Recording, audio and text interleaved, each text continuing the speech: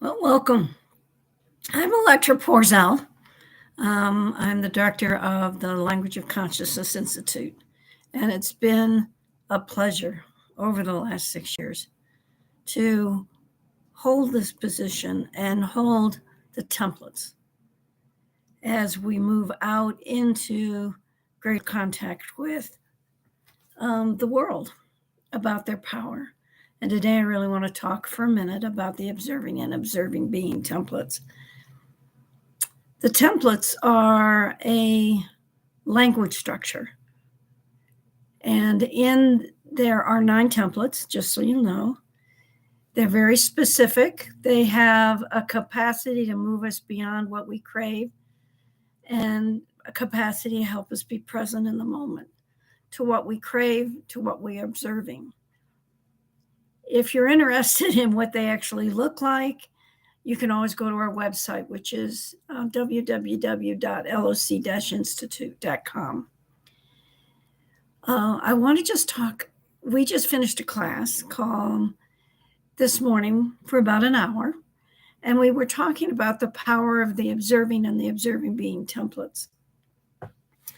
And one of the beauties of this template, those templates allow us to be present to what we're experiencing in the moment.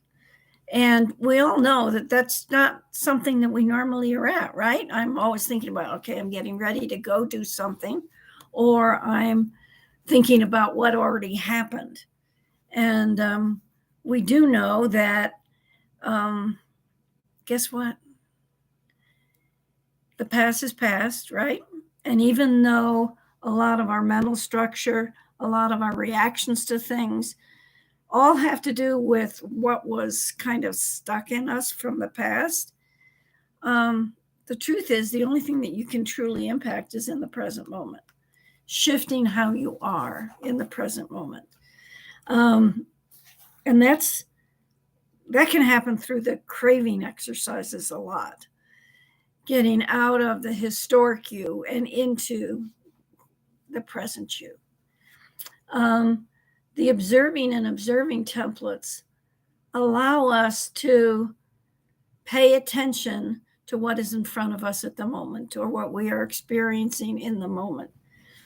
There's 2 ways that we use them. One is what we call anytime, which means, let's say you've got a thought running through your head and you can't get it out of your head.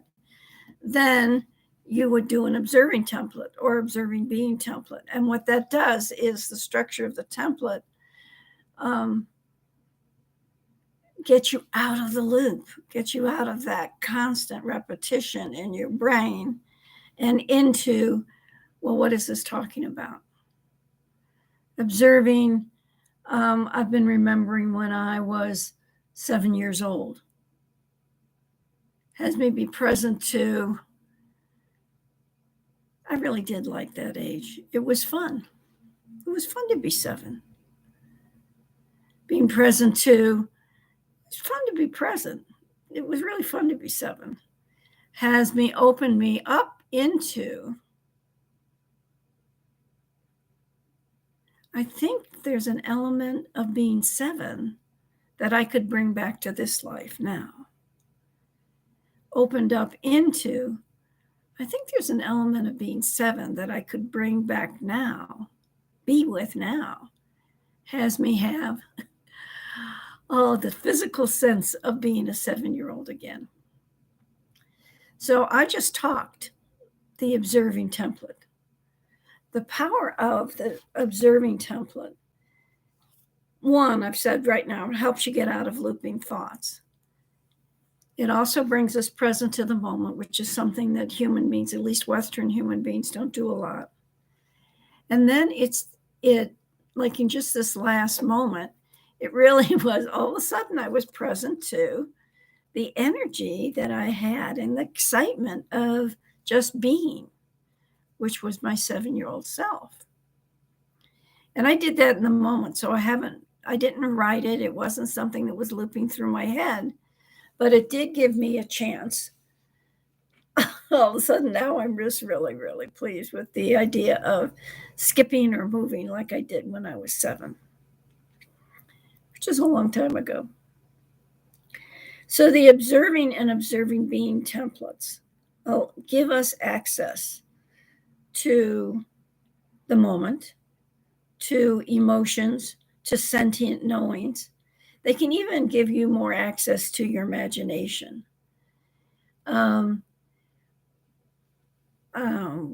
Little kids nowadays really like unicorns, right? So you say, observing, I'd really like to see a unicorn. I think that would be cool. Has me be present to, they're in my mind. I can see them in my mind, in my imagination. Being present to, I see them in my mind, in my imagination, has opened me up to, I could run with them in my imagination. I could play with them in my imagination. Opened up into, I could run with them in my imagination. I could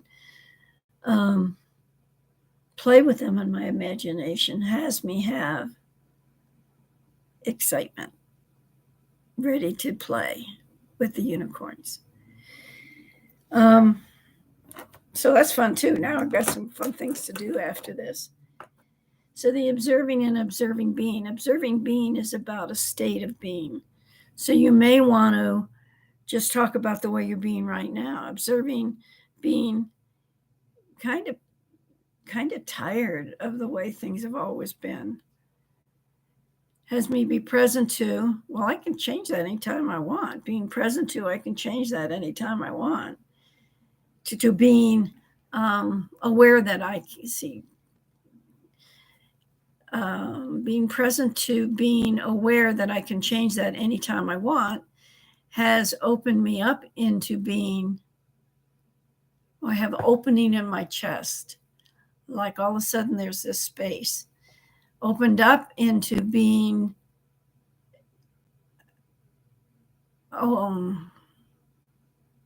opened up into being fully expanded in my chest has me be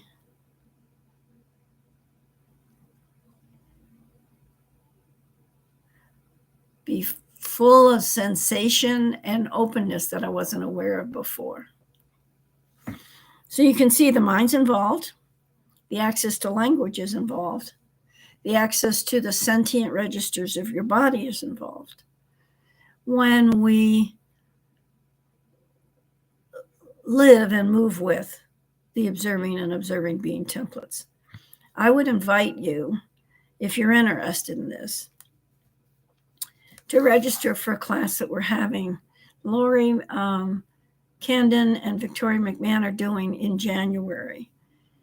And the reason for it is just to figure out, how is this in my body? What are these sentient registers you keep talking about? How do we pay attention to the sentience of ourselves in a way that is different than we normally do on an everyday basis? And I'd say most humans don't. When we say sentient registers, we're talking about the way your body talks with you. So the sentient system in the body is your entire system telling you and talking to you about what's going on. You certainly have experienced it when you have a gut reaction to something. You've experienced butterflies in the stomach before you're to give a presentation, or something new is about to happen. The human body is a tremendously intelligent tool for us. We live within it. It allows us to express who we are in the world. It gives us constant feedback 24/7 about what's going on inside, but also what's going on outside of us. So you've all had that sensation, well, I better not go here, or wow, I'm not going to go near that person over there. And that's this awareness of the system about what is going on. Now, most of that information comes what we call the enteric nervous system. or it's also been called the solar plexus in past. And it's the cells, the astrocyte cells, the glial cells that are within that microbiome of that system that are doing a lot of this scanning of the environment, scanning of what's inside. That information goes up through your vagus nerve, picking up information from organs along the way, including the heart, and it informs the brain. So the brain, then, the language centers in the brain, and that information goes into that language center, and language is produced that you have. What we know is that about 90% of the nerves of the vagus nerve go up into the brain, but only about 5-10% send information back into the body. So it's an informing capability of the body. The problem for most of us in the Western environment, Western culture, is that we were taught not to pay attention to our own knowing. When we're very little, we're trained to, no, pay attention to me, honey. You don't, this is what you need to be doing. And we pay attention to what our teachers are saying, how our parents are talking and acting, how society says what is acceptable and not acceptable. And we imprint that inside ourselves. It gets imprinted in the brain and in the stomach, head brain, gut brain. And we live from those imprints instead of living in the present moment because we were entrained to it. And one of the purposes of the templates is to allow you to embody who you are, not the historic direction that you were given, but embody who you came here to be, who you want to be. Always in the life-enhancing, life-generating mode. And we always think of this as like a GPS, that your craving is like putting in the destination on your GPS. You're observing, and your observing being are saying, this is where I'm at. So you may have a craving for what you want to be. Let's say you want to be a prima ballerina, but what you're present to is you're pretty klutzy. Observing, I'm pretty klutzy, or I'm too old to do that. But that's the juxtaposition. So you may be nowhere. You have to, what the observing being do and allow us to be present to where we're actually at. And then what we have, well, this is where I'm at now, and that's where I want to go. So you're not only informing your mental mind and your physical body about what it is that you want and where you are now, but you're also informing creation. You're informing your larger spirit so that those dimensions of energy have a way to support you in getting what you want in your life. Your body has a way to support you to get what you want in your life. And you have a way to start paying attention to how many opportunities do I have to be in ballet class, to watch a ballet. So at my age, will I ever be a prima ballerina? I doubt it seriously. I know I won't be. And yet, there may be aspects of that are important to how I live in the present moment. So I would suggest to you, take another look at your observing and observing being. Move with it. Expand with it. Allow your imagination to run wild. And allow what's rising to be spoken through you. And oftentimes when we find we don't have words for something, that's the moment you write in observing or observing being.